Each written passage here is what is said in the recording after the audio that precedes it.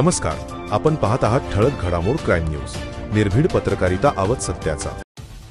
वानवडीतील अल्पवयीन मुलीवर अत्याचार प्रकरणी आरोपीस 20 वर्षांची शिक्षा। वानवडी परिसरातील राधिक एम्पायर सोसायटी येथे घडलेल्या अल्पवयीन मुलीवरील अत्याचार प्रकरणी आरोपीस 20 वर्षांचा सश्रम कारावास आणि 37,000 रुपयांचा दंड अशी शिक्षा पुणे न्यायालयाने सुनावली आहे।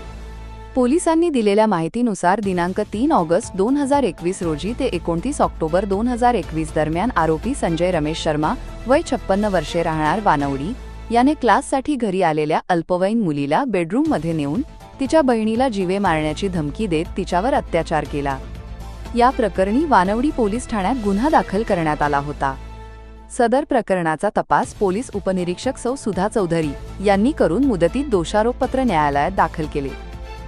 सेशन केस क्रमांक 1002/2021 मध्ये माननीय अतिरिक्त सत्र न्यायाधीश तथा विशेष न्यायाधीश पुणे यांनी आरोपीस दोषी धरून शिक्षा ठोठावली आहे।